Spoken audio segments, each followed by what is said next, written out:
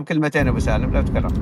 انا والله ما سمعت انت ايش قلت كامل، لكن على العموم شوف يا اخي العزيز، هذول عضوين من اللي كانوا في المجلس واعضاء من المدعوين واسماءهم مسجله مع المؤسسين في اللقاء الاول واللقاء الثاني، وهو الاخ صالح بن عبدات مولد الدويله والاخ ماجد الكثيري.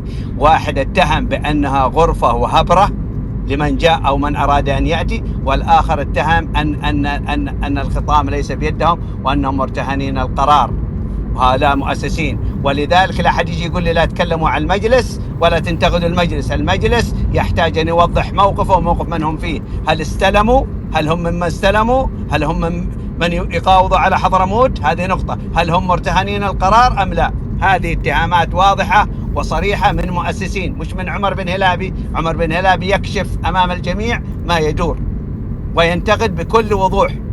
من قال هذا الكلام هم مؤسسين، وعلى المجلس أن يوضح. وأنا قلت في بداية حديثي في هذه المساحة على متحدث الرسمي باسم المجلس أن يوضح الأمور كاملة، واستمعت لكلامه. نعم ما ناقشته لأني لم أكن أريد أن أشير الحد زيادة على، ولا ينطق عن الهوى، لا ينطق إلا بتوجيه. لا نقعد نسوي لنا كلام. إذا تبغى الكلام شوف المساحة مسجلة، وصل كلامي لمن تشاء. الآن عليهم أن يوضحوا موقفهم ونكشوا واتهامنا نحن الذين نتحدث وننتقد بأننا من هذه الفصة. نحن لم نستلم ولن نستلم ولم نطالب ولن نطالب، لا بهبرة ولا بغرفة. وإذا ماجد عنده شيء يخرج يواجه الناس. السلام عليكم.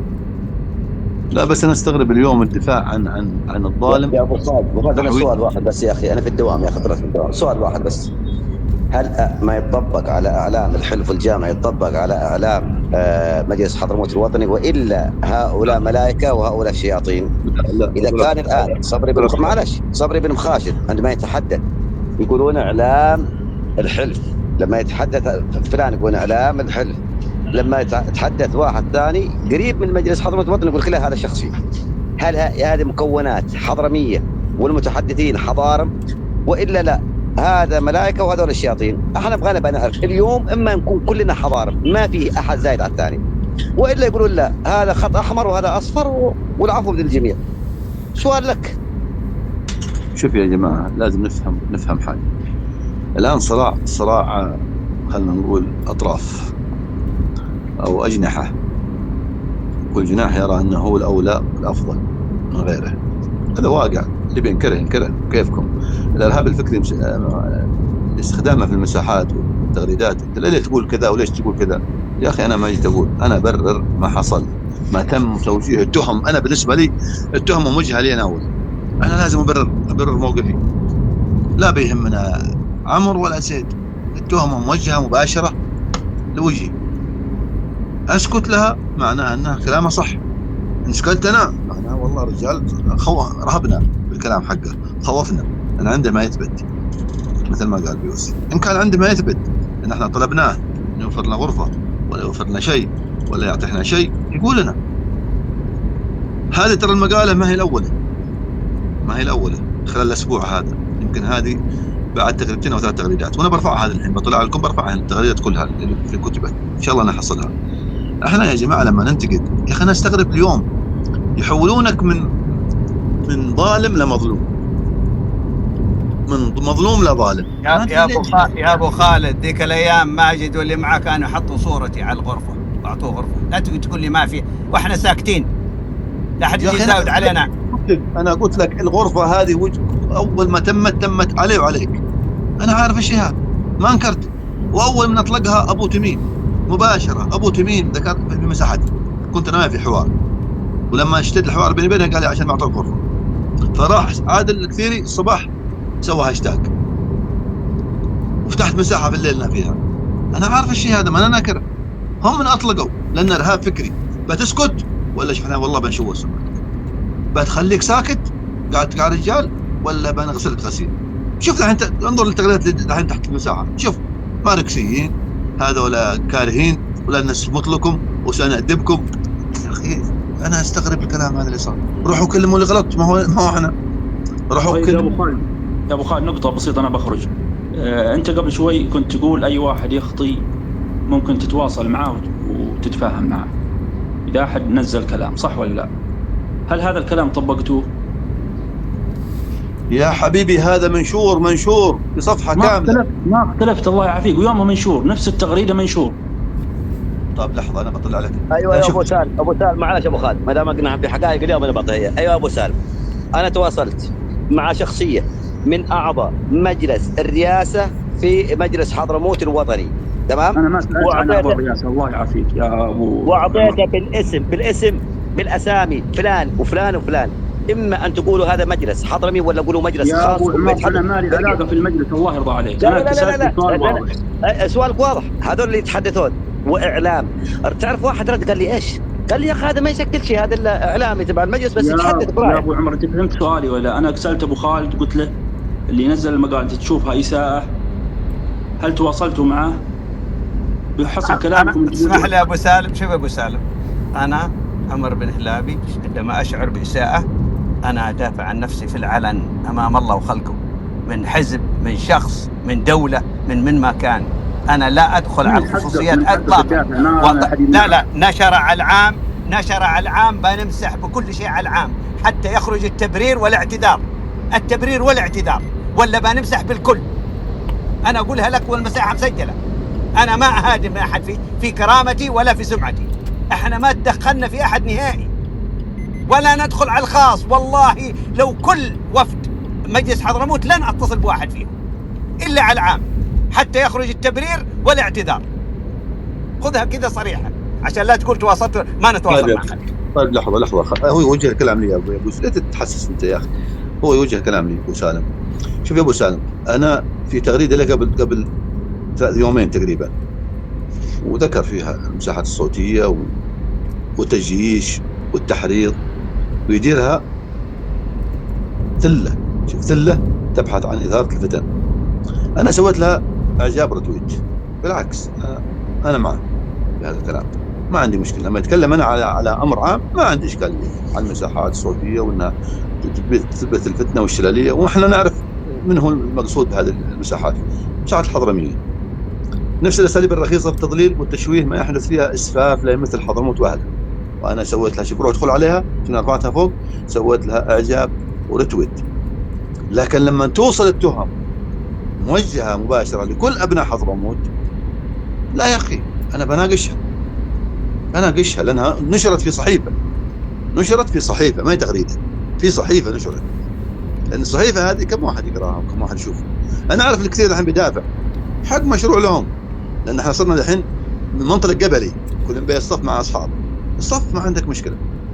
لا لحظه خليك. لا نحن نناقش افكار يا ابو خالد، انت عارف ولا هو وين الحقائق ولا تبغى نجاوب؟ ايوه حقائق، نبغى نتكلم حقائق. افكار ولا رد عليها، ما رد على فكره الرجل اللي طرحها. قال شأن رد يا حسن يا ابو سالم. يا حسن الحضارم اللي تقولوا خلنا نكمل لك الله يعافيك. انتم قلتوا الحضارم اسال الحضارم، ما نعرف كيف حكمتوا بهذا الشيء. الحضارم ما هم ملائكه، فيهم المرتزق وفيهم البياع وفيهم الخاين. نحن شعب مثل الشعوب، ما احنا ملائكه. من حق كل شخص يتكلم، ما تكلم بشخص بعينه وما ذكره باسمه ما فيه اي خطأ. ابو سالم تذكر انت غلط هذا، ما تعمم على الحضارم. احسنك في الحوار. ما دام ابو سالم يرى ان هذا المقاله ما فيها اساءه لحد، هذا شانه ولم يخص حد بها. يمكن ما قرأ المقاله، ما قراها، او انه ما هو عارف ايش اللي مكتوب فيها. اتمنى انك تقراها وتشوف ايش مكتوب فيها، وبعدين تعال بقى ندخل يا ابو سالم. اذا تشوف احنا اللي تجاوزنا حدودنا عليهم والله معك حق. احنا قال ادب وما فينا خير ولا نعرف نتكلم. بس انت تعرف احد القيادات يا ابو خالد ما بذكر اسمه نزل تغريده لما وصلوا لشروره، قال ما جاك من الرب قل بقب. ما اعرف هذا، قول لي من هو وروني التغريده حقه وانا بنشرها الحين وبفتح منها مساحه. طيب عادي هذا الكلام موجه للدكتور عبد القادر بايزيد. طيب ما جاك من الرب قل بقب، هل يقصد فيها الاتهام المالي او العماله، او يتهم فيها او يقصد فيها المكاسب السياسيه او لحضرموت؟ هذا الكلام كان موجه للدكتور عبد القادر بايزيد يا بشكل عام. معنى الله يرضى عليك. يعني نحن كنا متابعين ومن سنوات هذه. لحظه بالله عليك احسن اسكت. كيف فسرت هذه انها الدكتور بايزيد وهذه ما عرفت تفسرها؟ لان حطها بالاسم، قال يا دكتور تذكر، وجابه بالموقع كذا هذا الشخص انتوا عارفينه وانتوا حلو. عارفين انه متقلب. طيب حلو. طيب انت عارف على من اطلقت اعطوه غرفه ولا ما انت عارف؟ ما انا عارف. هذا مشكله لما انت عارف. ذكره يا ابو خالد على لا هو انسان عارف نعزه متاكد كلنا انه شاف ولا نرضى نقول اسمه. كيف التغريدات يا صالح الشيوحي؟ ما احنا توك اليوم شان حضرمي الله يرضى عليك، ما نبغى ندخل فيه وندخل معك في مهاترات ما لك قصاص فيها. شوفوا يا جماعه، اذا احنا قبل شويه انا عجبنا ابو سالم ما قال لا نجامل نتكلم بحقائق انا اتمنى ان احنا نتكلم حقائق، لكن ما نبغى نتكلم حقائق. انا بقرا لكم التغريده، خلينا نقراها مره ثانيه، معلش بطول عليكم يا شباب. بجيبها من اول. حضرموت بين عطوه غرفه وعطوه هبره. حضرموت بين عطوه غرفه وعطوه هبره. منذ اعلان مجلس حضرموت الوطني خرجت بعض الاصوات التي لا تهدأ تهاجم وتشوه وتنسج القصص والروايات بكل حقد وغيره. والغريب ان هذه الاصوات ليست من معارضي الفكره اصلا، بل البعض من الذين كانوا ضمن الوفد الحضرمي الاول ممن تمنوا ان يكونوا فيه، ولكنهم وجدوا انفسهم خارج الدعوات في المراحل اللاحقه، مما جعلهم حانقين غاضبين بشكل مستمر. وهذه الكلمتين تنطبق على صالح من منى الدويله. خلنا نفصل لك اياها تفصيل. تجد البعض منهم يسترسل في التحليل في وسائل التواصل الاجتماعي وفي المساحات الصوتيه، وهو يوجهها لنا، ينتقد بسطحيه مضحكه وبلان، وهناك خبير زمانه، والسبب لم يدعى في المره الثانيه. تمام؟ او لو تلقى غرفه، لو اعطوه او اما لو تلقى اعطوه غرفه مجرد دعوه لحضور الاجتماع مثلا، فتجده اكثر الناس تفهما، خلاص بيسكت لانه حصل له غرفه. وهذه معيبه في حق اللي حضروا، ما هو في حقنا احنا، في حق اللي حضروا معنا. هذول سكتوا مقابل غرفه، خلاص تفهموا الوضع وسكتوا. اما الفئه الاخرى فهم اصحاب نظريه عطوه هبره، هذول ما يرضون الا بفلوس، يبغون فلوس وايده. منهم شعارهم اما انا الزعيم، وهو المقصود عمرو بن حبريش، او العبث والفوضى لتعلموا اني الاقوى. ومعروف الكلام ما يبغى له تفسير يا ابو سالم، ما يبغى له اي تاويل. لا يرضيهم شيء الا ان يصبحوا الرقم الاول في حضرموت، وهذا واضح كلام ما يبغى له تفسير. ويمنحوا حق التعيينات والمناصب والاستحواذ على الثروات والمخصصات، والا سيشنون الحرب، سيكونون شوكه في حلق كل جهد حضرمي خالص. ايش الفرق بين الكلام هذا اللي توجهه اللي تنتقدهم وكلامك انت؟ بالله فسر لي يا ابو سالم، ايش الفرق بين هذا وهذا؟ هذاك يبغى يصير هو الرقم واحد وان ما حد يسال، وانت ايش؟ انت كيف حكمت على ان من حضر اعطوه هذا الشيء وسكت؟ كيف حكمت؟ هذا كلامه هو، انا ما قلت. لا ما هو كلامه، هذا هاجم من يرفع الصوت ويتكلم ويهاجم. قال لك يبغى شيء. افهمني، يقول لك اسمع، نجد البعض منهم يسترسل في التحليل في وسائل التواصل الاجتماعي والمساحات الصوتيه، ينتقد بسطحيه مضحكه وكانه خبير زمانه، والسبب لم يدعى في المره الثانيه او لم يلقى عطوه غرفه. مجرد دعوه لحضور اجتماع، ستجد اكثر الناس تفهما، خلاص بيسكت. ايش معنى هذا؟ فسرها يا اخي، انا ما افهم.